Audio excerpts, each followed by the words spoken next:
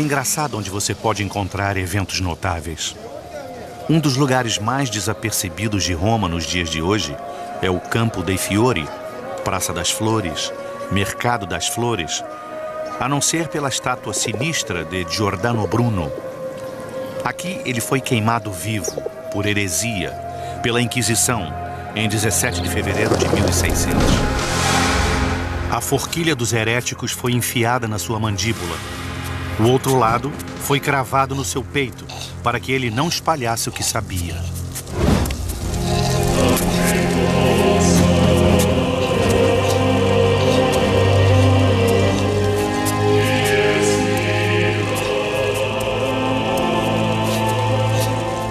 A igreja acreditava que a Terra e as crianças de Deus eram o centro do universo. E a Igreja Católica era a sua voz inquestionável, falada por Roma. Bruno negava tudo isto. Por isso, o queimaram. Sem que houvesse derramamento de sangue, disseram.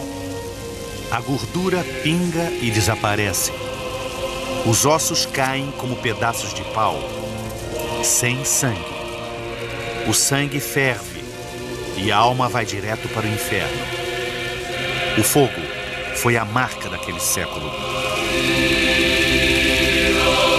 O fogo da reforma protestante ardia rapidamente. E o fogo que a igreja mais temia era o das novas ideias, heresia.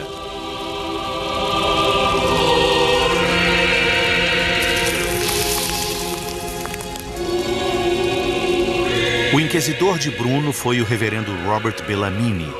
Lembrem-se dele, mais tarde ele voltará a aparecer, preocupado com uma outra heresia em forma de livro. O livro está quase esquecido, mas os eventos que o cercaram literalmente abalaram o mundo. Dizia que a Terra se movia em torno do seu próprio eixo e girava em torno do Sol. E daí, vocês perguntariam? Daí seria a maior revolução no modo de pensar. Ato 1. A controvérsia. De um modo geral, choramos mais por um livro queimado do que quando queimam uma pessoa. Os melhores livros repousam silenciosos nas torres de marfim. Ainda assim, são responsáveis por enormes mudanças no mundo. No caso do Diálogo de Galileu, este mundo mudou do centro do universo, o ato primeiro e crucial da revolução científica. These are the three books that bridge the scientific revolution. Copernicus's De Revolutionibus, Isaac Newton's Principia, and in between, Galileo's Dialogo, or the Dialogue. Now, it's not the greatest scientific book. It doesn't rank with these other two, and yet this is the book that won the war.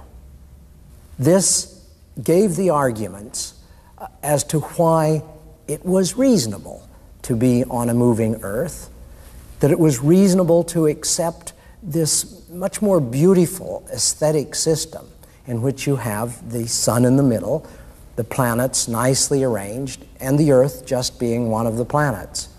And for the first time, a broad public could begin to think that maybe this is how God made it. The transition from believing that the Earth stands still at the center of the universe to believing that the Earth is a planet that moves in various ways, two ways, primarily spinning around its own axis every 24 hours and going around the sun in an orbit once a year, that transition in thinking is probably the greatest intellectual revolution or upheaval in the history of mankind. I think it's without a doubt true that Galileo introduced the first new observations into our understanding of the universe in 2,000 years. Galileo unwillingly and unknowingly did frankly introduce a whole period of history where there was an increasing kind of conflictual attitude between science and religion. O caso Galileu, como ficou conhecido, envolveria a traição de um papa e um dossiê guardado nos arquivos secretos do Vaticano, contendo um documento que pode ter sido uma falsificação, que mudou a história e selou o destino de Galileu perante a corte mais temida daquele tempo, o Tribunal da Santa Inquisição. He will tell the truth, otherwise we will have recourse to torture. A citação é dos registros da Inquisição. 21 de junho de 1633. São palavras do cardeal Melculano, inquisitor de Galileu, sobre o livro O Diálogo, publicado em 1632. Que tipo de livro que leva um homem à tortura e muda o mundo? Certamente é apocalíptico? Não. É leve, espirituoso e de boas maneiras. Tem 3 características. Foi escrito num italiano vivaz e não no latim clerical. O cenário é muito teatral. Um palácio meio excêntrico e decadente no grande canal de Veneza. Os personagens, segredo. Um nobre veneziano elegante, desinteressado e que teme somente o tédio e por isto ama Salviati. Um estupim de pessoa, ardente, vital, um novo pensador, ou seja, o jovem Galileu. Ele é um atrativo para os tolos e, na sua opinião, tolos existem muitos. Por exemplo, o rotundo e pomposo Simplício, um pensador à la antiga. Se Aristóteles disse, é porque é verdade. I ask you, O foolish man, do you imagine some magnitude for the universe which you judge to be too vast? Why do you pass judgment on things you do not understand? God could have created the heavens even thousands of times larger than it is. What? Nothing is created in vain. This beautiful order is for our benefit. Would anything be created that is superfluous? For the use and convenience of whom? Merely taking care of us is adequate work for God, you say? We take too much upon ourselves if we believe that, Simplicio. I should not like to tie God's hands so, than that he has no other cares to attend to than those of the human race alone. Galileu chamava os velhos, emperdigados e conservadores aristotelianos de Liga dos Pombos. Um homem sábio não ousaria insultar esses filósofos. Mas a sabedoria de Galileu não se aplicava às relações humanas, e sim à ciência. Os pombos iriam se vingar do iconoclasta Galileu Galilei. Ele parece ser um homem teimoso, um toscano orgulhoso.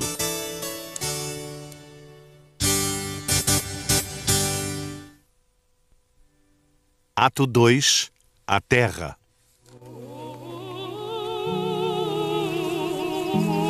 Galileu era um homem da terra, um filósofo por instinto, mas ainda um mecânico, um realizador, um fazedor. Ele foi o pai da física experimental. Inventou a ciência do movimento. A maçã havia caído na cabeça de Newton, mas foi Galileu quem plantou a macieira. Galileu gostava de uma vida boa, mas viver com as pessoas não era o seu forte. Nascido em 1564, perto de Pisa, filho de pai músico e de mãe desafetuosa, e tendo um irmão parasita, a família não era o seu forte. Tratava a companheira como sua propriedade.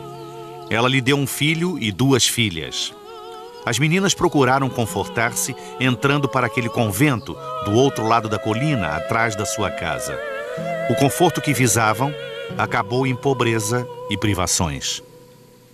O único amor da sua vida foi provavelmente a sua filha mais velha, Irmã Maria Celeste. Ela morreu aos 33, ele tinha 70. Só então entendeu o quão pouco tinha feito por ela e quanto a tinha amado.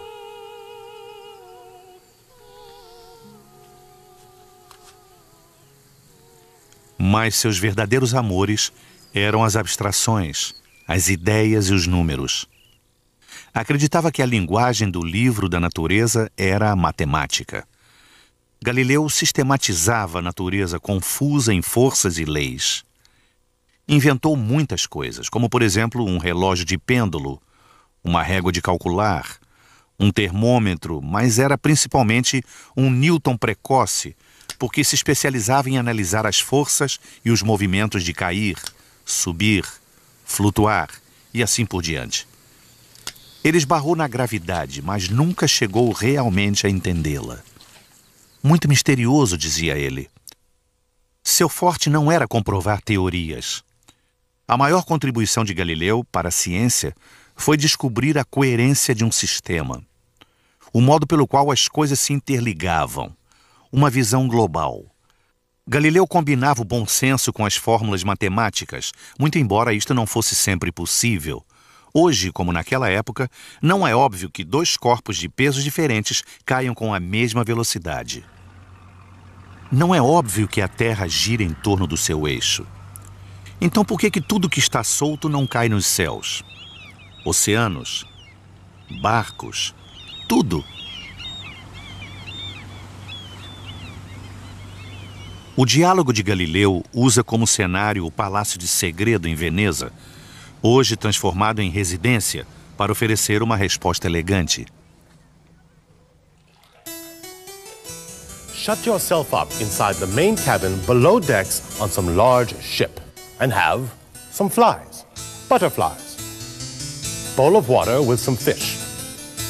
Hang up a bottle so that it empties drop by drop into vessel beneath it. Ship standing still. Observe how the fish swim indifferently in all directions.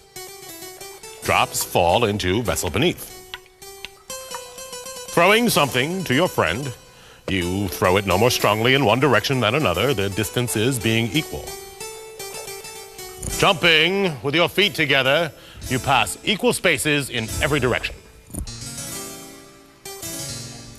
When you have observed all these things, have the ship proceed with any speed that you like, so long as the motion is uniform. You will discover not the least change in all the effects, nor could you tell from any whether the ship was moving or standing still. The cause of all these effects is the ship's motion is common to all of the things contained in it, and to the air also. Whoever thought it more reasonable to make the whole universe turn to keep the Earth motionless was more unreasonable than someone who went up to the top of your cathedral to look at the city and its surroundings and demanded that they turn around him so that he would not have to bother turning his head.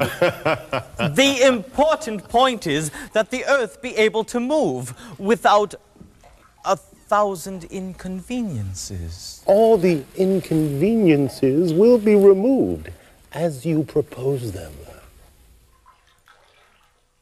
As inconveniências estavam para começar. Um pouco mais abaixo, no grande canal, na Praça de São Marcos, é onde o homem que queria ser um filósofo aventurou-se no domínio dos padres, os céus.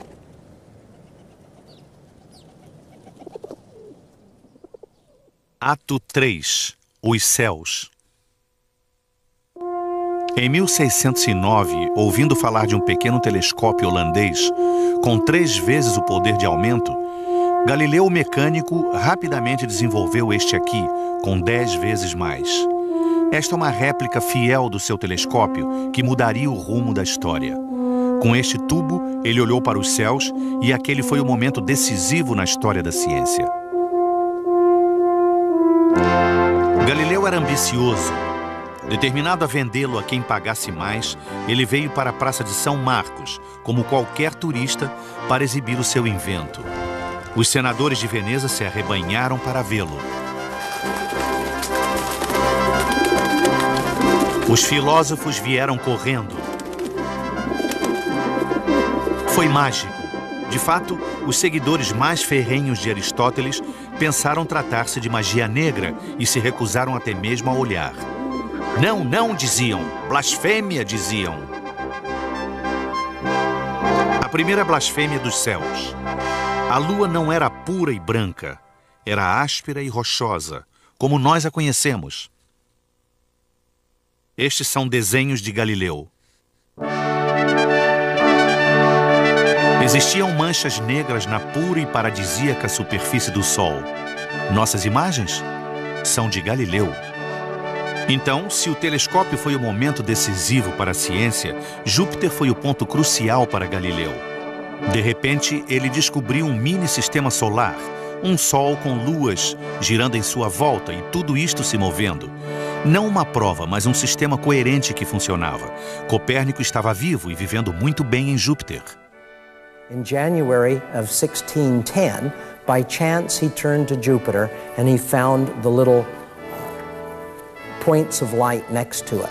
And we can follow it day by day when he sees that those little points of light are moving around, and suddenly he realizes after about a week that, wait a minute, these are being carried as little moons with Jupiter. Now, one of the reasons people worried about the Copernican system was it seemed awfully silly that the Earth could be whizzing around the sun and yet carry the moon and not have the moon get lost.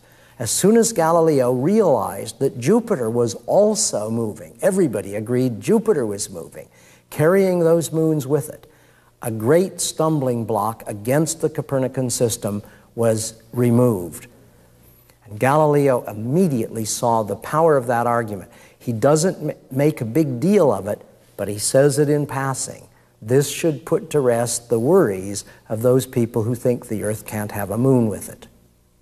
Now, this may not have converted the world into Copernicans, but it certainly converted Galileo, because up to that time he was probably just a timid Copernican, if at all. And suddenly, the wonderful things he found with the telescope required new patterns of thinking. Para rejeitar o novo modelo de Copérnico, que o Sol é o centro do sistema solar, que a Terra gira em torno dele uma vez a cada ano e gira em torno de si própria uma vez por dia para sustentar o antigo modelo de Ptolomeu com a Terra no centro, é necessário este sistema complicado de esferas e engrenagens.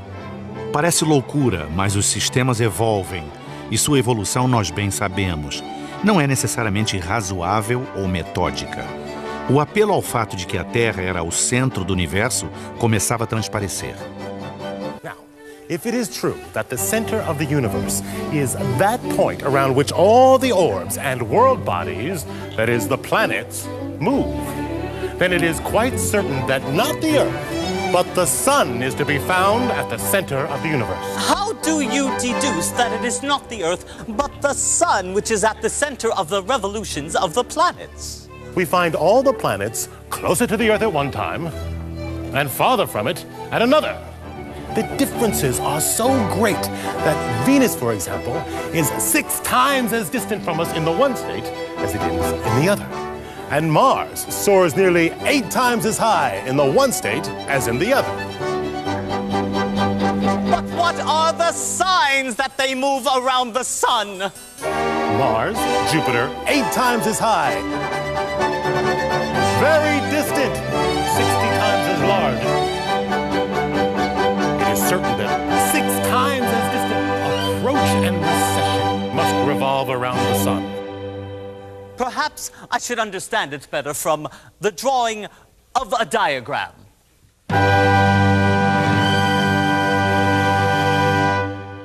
Simples, não é? Bem, para nós sim.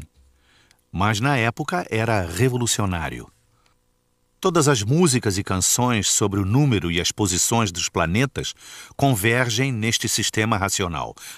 Assim como o trabalho de Galileu sobre o movimento, o sistema é coerente. Mas suponham que a Terra e não o Sol está no centro.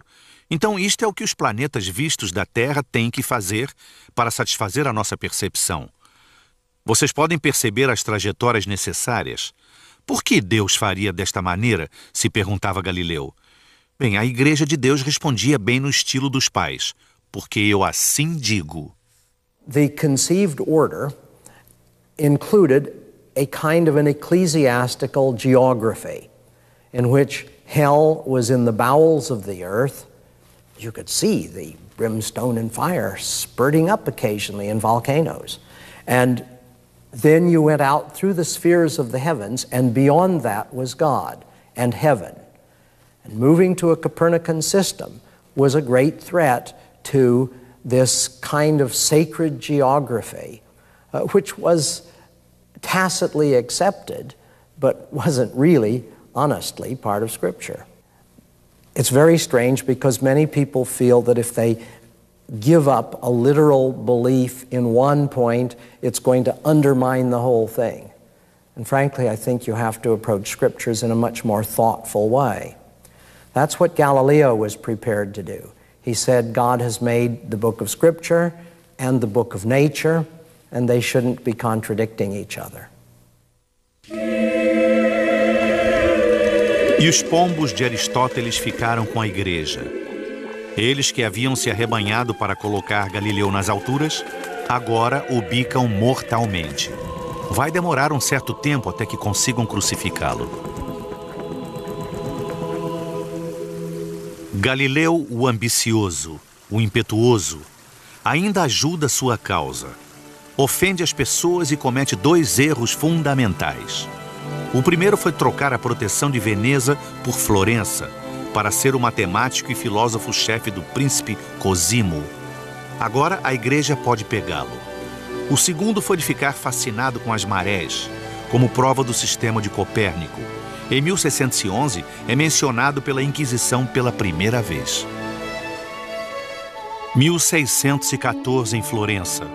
Tommaso Catini, dos dominicanos, os guardiães dos dogmas da igreja, faz um sermão rebelde contra ele.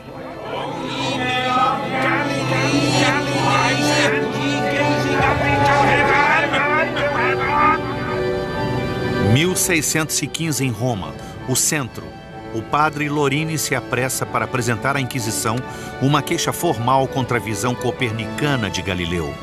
A partir daqui, o instrumento anti-herético da igreja terá como agir, se assim o desejar.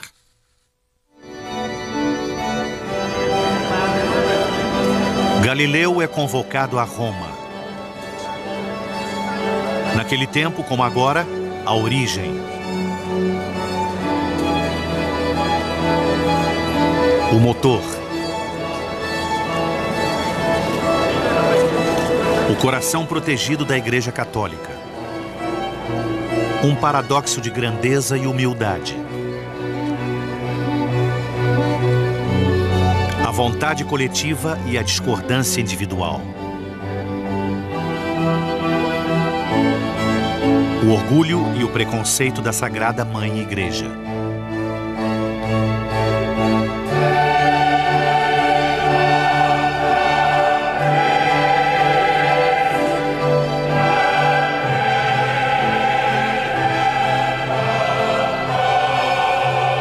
O espírito que o guia no paraíso é o Divino Espírito Santo, mas na terra é uma única consciência de um padre. No tempo de Galileu era do inquisidor de Bruno, o jesuíta cardeal Robert Bellarmine.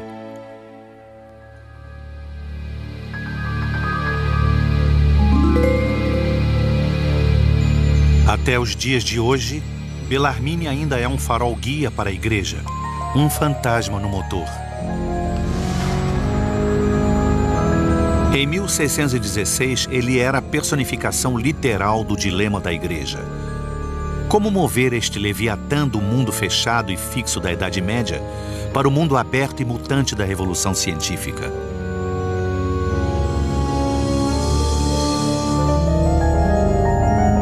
Galileu e seus discípulos, os astrônomos jesuítas e Bellarmine, observavam as estrelas do teto do Colégio Romano, quartel-general dos jesuítas.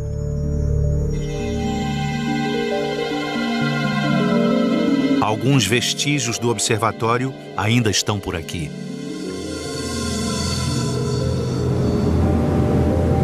E no meio de uma noite romana, o dilema ainda continua. Se por um lado o burocrata Bellarmine, defensor da igreja, acreditava que a Bíblia era a transcrição literal da palavra de Deus, por outro lado, o intelectual Bellarmine admirava a ciência de Galileu. Um paradoxo que mesmo hoje em dia ainda não desapareceu. No seu retrato, Bellarmine olha fixamente para a alma das pessoas. Em fevereiro de 1616, adverte solenemente a Galileu que a doutrina de Copérnico não é para ser seguida ou defendida. Galileu concorda. O encontro foi na casa de Bellarmine, mas estavam presentes uns sombrios ajudantes dominicanos. Mais tarde, Galileu pediria e receberia uma carta registrando o encontro e o aviso que lhe fora dado. Trata-se de um documento importante e, para achá-lo, você tem que ir ao Vaticano. Vá pelas ruas antigas até o Palácio Belvedere. Abra um cofre. Retire uma pasta. Código 1181. Procedimentos contra Galileu Galilei. A pasta só pode ser manuseada por funcionários do Vaticano. Ande pelos corredores. Passe pelos arquivos dos antigos estudiosos. Atravesse uma porta de madeira e entre num mundo novo de aço e concreto chamado a Casamata.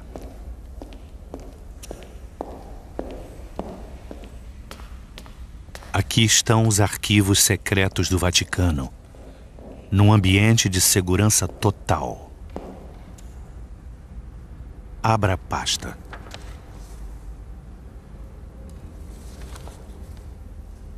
Aqui está o documento. 26 de maio de 1616. Não para sustentar ou defender. Assinado o cardeal Robert Bellarmine. Mas tem um outro documento, datado de 26 de fevereiro de 1616, que diz que ele não deveria sustentar ou defender ou ensinar de qualquer forma ou maneira. Alguns estudiosos hoje afirmam que trata-se de um documento falsificado, colocado depois.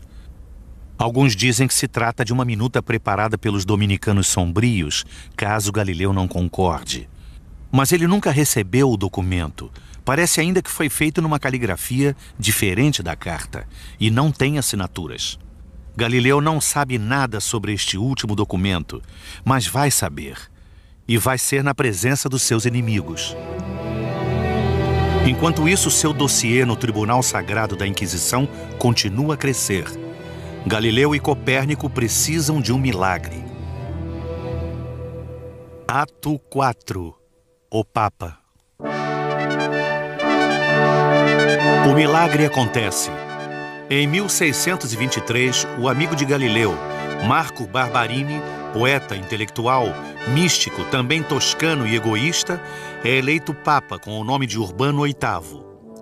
Assim como Galileu, não é dado a falsa modéstia. I know better than all the cardinals put together. The word of a living pope is worth more than the sayings of 100 dead ones.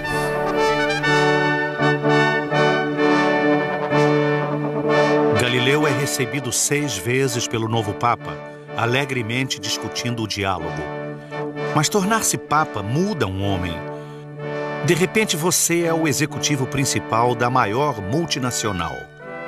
Chefe de um império sob o ataque dos protestantes e dissidentes. A tumba de Barbarini está a alguns metros da de São Pedro. O centro do centro. Este é um Papa que defenderá a Igreja contra inimigos ou amigos.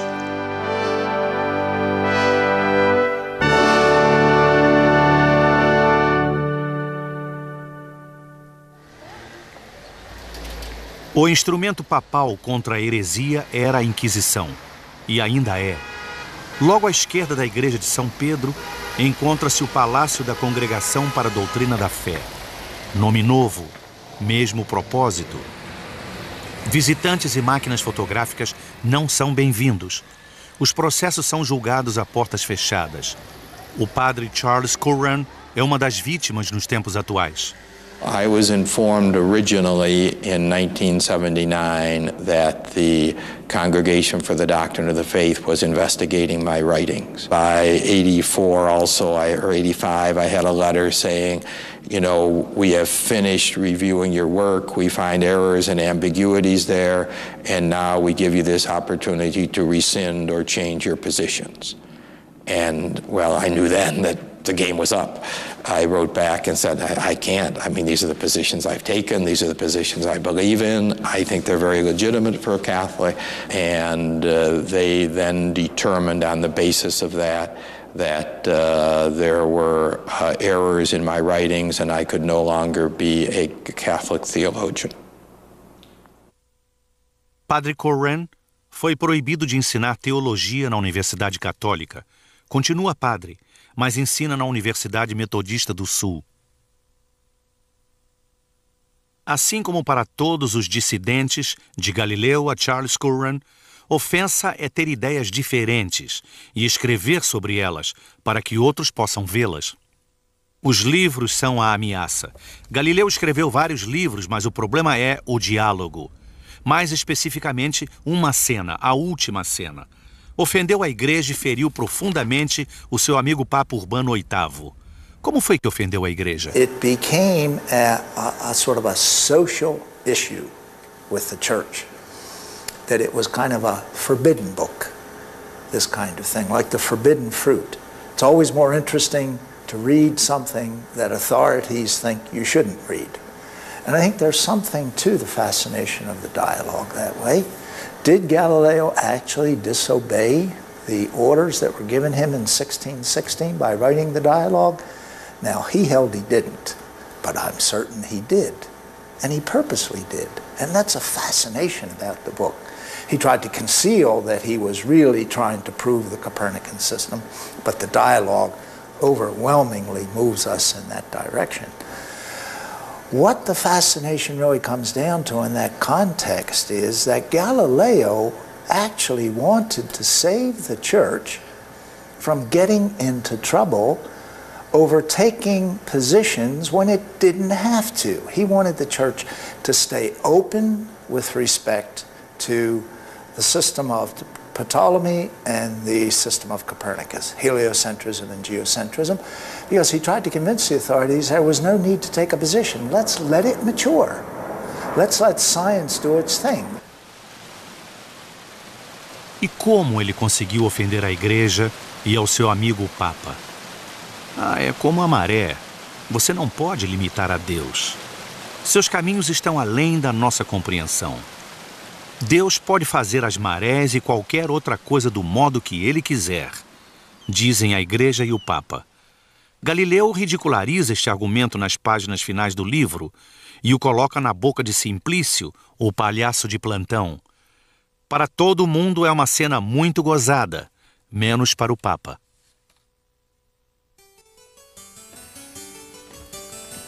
Now it is time to put an end to our discourses. I thank you, Sagredo, for your most courteous motivation. Just as I ask pardon of Simplicio if I have offended him sometimes with my too heated and opinionated speech. Be sure that in this I have not been moved by some ulterior purpose, but only by that of giving you every opportunity to introduce lofty thoughts, so that I might be the better informed. You need not make any excuses. They are superfluous, especially so to me, having been accustomed to public debate. E aqui acontece o maior erro da vida de Galileu, a doutrina central da igreja. A doutrina favorita do Papa na boca de um idiota. Indeed, keeping always before my mind's eye a most solid doctrine, which I once heard from a most eminent and learned person, before which one must fall silent. Adivinha quem? I know that if I asked whether God, in his infinite power and wisdom, could have conferred upon the watery element its observed reciprocation motion, using some other means than moving its containing vessels. Tradução: se Deus quisesse que as marés fizessem alguma coisa em particular, He could have, and that he would have known how to do this in many ways unthinkable to our minds. From this, I forthwith conclude that, this being so, it would be excessive boldness for anyone to limit or restrict the divine power and wisdom to some particular fancy of his own. An admirable and angelic doctrine, Salviati termina o livro com os maiores e mais contraditórios chavões. Aliás, para adicionar insulto à injúria, às marés, a prova do sistema de Copérnico utilizada por Galileu está errada. Os erros, científico e político, são enormes e inexplicáveis. E o erro político será fatal. Ato 5. A Inquisição. A notícia de que o argumento papal havia sido colocado in bocco di idiota, na boca de um idiota, chega a Roma e ao Papa. Sua ira, ao ver o que considera um insulto gratuito, jamais seria aplacada. Urbano é implacável. Galileu deveria vir a Roma e aparecer perante o Santo Tribunal da Inquisição. By what means and how long ago did he come to Rome? Apesar da saúde e da idade, ele tem 70 anos e sofreu com a praga. Galileu é levado para Roma. Did he come of his own accord, or was he called, or was he ordered by someone to come to Rome, and by whom?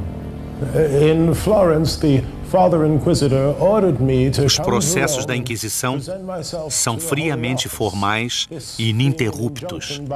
O julgamento estender-se-á por alguns meses. Did he know or can he guess the reason why he was ordered to come to Rome? I imagine that the reason why I was ordered to present myself to the Holy Office in Rome is to account for my recently printed book. What is the character of the book on account of which he thinks he was ordered to come to Rome? It is a book written in dialogue form, and it treats the constitution of the world, that is, of the two chief systems, and the arrangement of the heavens and the elements. If he were shown this book, would he be prepared to identify it as his? I hope so. Was he then notified of the said decision, and if so, by whom? I was. I was indeed notified of the said decision of the Congregation of the Index, and I was notified by Lord Cardinal Bellarmine. What did the most eminent Bellarmine tell him about the said decision? And did he say anything more about the matter? And if so, what? Lord Cardinal Bellarmine told me that Copernicus's opinion could be held suppositionally, as Copernicus himself had held it. His Eminence knew that I held it suppositionally. In conformity with this, I keep a certificate by Lord Cardinal Bellarmine himself, dated 26 May 1616, in which he says that Copernicus's opinion could not be held or defended being against Holy Scripture. I present a copy of this certificate, and here it is. O documento é um choque para a Inquisição. Este não é um julgamento tal como conhecemos. Não há advogado de defesa. O inquisidor é juiz e júri. O processo é secreto. Você é culpado até provar que é inocente. Mas a Inquisição é bastante meticulosa com relação aos documentos. A carta de Bellarmine para Galileu é uma surpresa perturbante. Lembram-se da pasta do arquivo secreto? Esta é a carta de Bellarmine, uma surpresa para a Inquisição.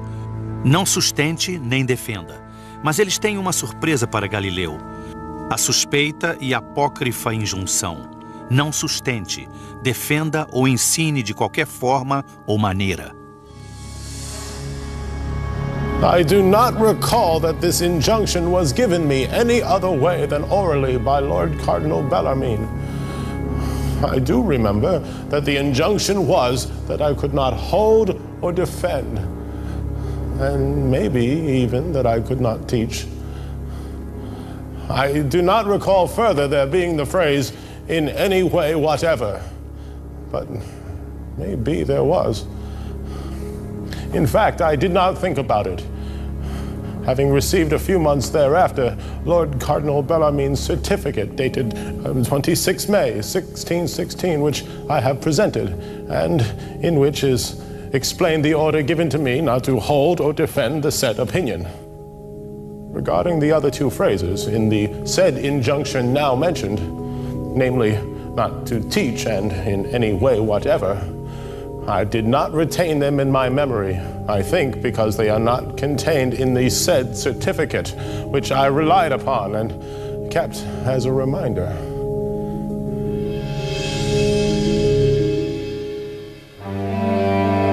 Dada a confusão, o inquisidor propõe um acordo. Mas o Papa é irredutível.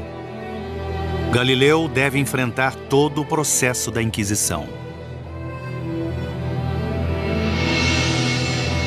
Has he anything to say? I have nothing to say. Did he hold, or has he held, and for how long, that the sun is the center of the world and that the earth is not the center? I do not hold this opinion of Copernicus, and I have not held it after being ordered by injunction to abandon it. For the rest, here I am in your hands. Do as you please. He will tell the truth, otherwise we will have recourse to torture. I am here to obey. But I have not held this opinion after the determination was made.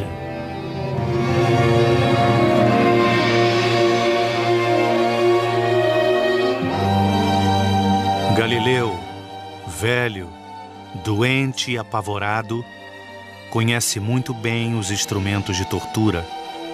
Nenhum derramamento de sangue, lembram-se? Assim, por exemplo, o cavalete, ou o esticamento do corpo pela água, e assim por diante. Todavia, Galileu não foi torturado. Foi condenado à prisão domiciliar pelo resto da sua vida. E para ser publicamente humilhado na grande nave da Igreja Santa Maria sopra Minerva, em Roma, onde deveria retratar-se. I, Galileo, son of the late Vincenzo Galileo of Florence, 70 years of age, have been judged vehemently suspected of heresy, namely of having held and believed that the sun is the center of the world and motionless, and the earth is not the center and moves. I abjure, curse, and detest the above-mentioned errors and heresies. Galileu Galilei, que enxergou mais além do que qualquer outro antes dele, fica cego e morre em 1642. No dia de Natal do mesmo ano, nasce Isaac Newton.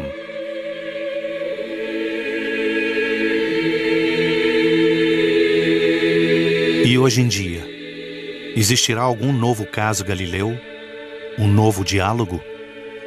We are at a big turning point today. Let's take a serious look at the way the church confronts this very rapid growth in the biological sciences and explorations of the origins of life, of the evolution of life, the meaning, the very nature of the human being in this whole evolution of the universe. The church always seems to, and I'm not going to pinpoint any one person or any one thing, seems to want to always concentrate upon a magic moment when a human being comes to be. Somehow or other they feel that God's place in this whole process is better assured. There's a magic moment when He comes in, let's give it the traditional phrase of, and creates the human soul. Because I think that traditional phrase carries a lot of meaning and it shouldn't be thrown aside. But nonetheless, it forces the church's hand in saying, you know, there's a magic moment when God intervenes. And I think that's bad science because, I mean, I'm not an expert in the field, but the coming to be of a human being is a continuous process.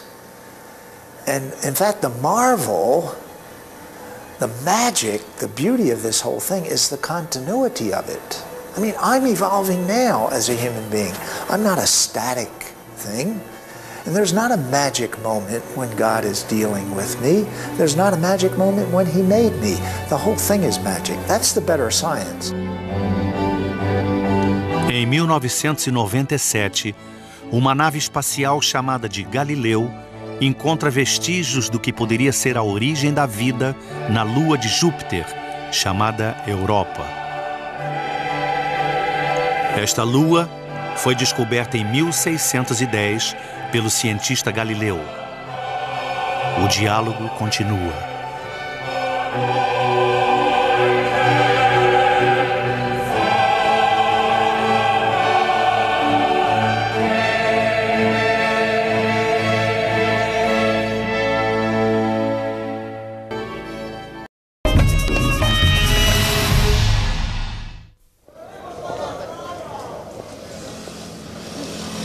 É engraçado onde você pode encontrar eventos notáveis. Um dos lugares mais desapercebidos de Roma nos dias de hoje é o Campo dei Fiori, Praça das Flores, Mercado das Flores, a não ser pela estátua sinistra de Giordano Bruno. Aqui ele foi queimado vivo, por heresia, pela Inquisição, em 17 de fevereiro de 1600. A forquilha dos heréticos foi enfiada na sua mandíbula. O outro lado foi cravado no seu peito, para que ele não espalhasse o que sabia.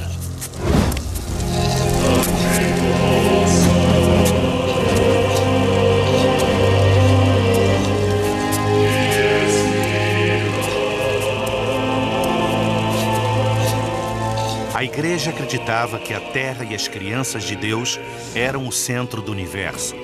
E a Igreja Católica era a sua voz inquestionável, falada por Roma. Bruno negava tudo isto. Por isso, o queimaram. Sem que houvesse derramamento de sangue, disseram.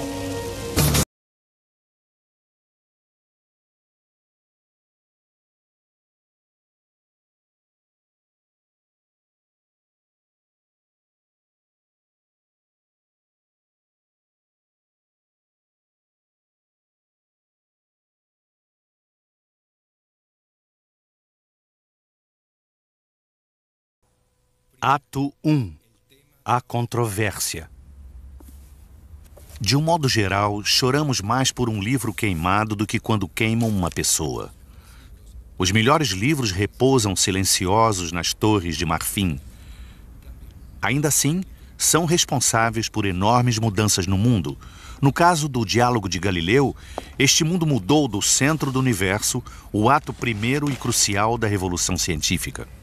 These are the three books that bridge the scientific revolution.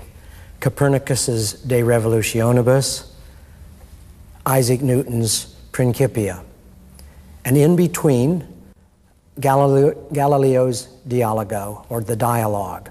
Now, it's not the greatest scientific book. It doesn't rank with these other two, and yet this is the book that won the war. A gordura pinga e desaparece. Os ossos caem como pedaços de pau, sem sangue.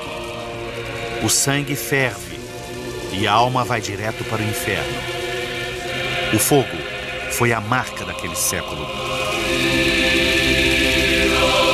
O fogo da reforma protestante ardia rapidamente, e o fogo que a igreja mais temia era o das novas ideias, heresia.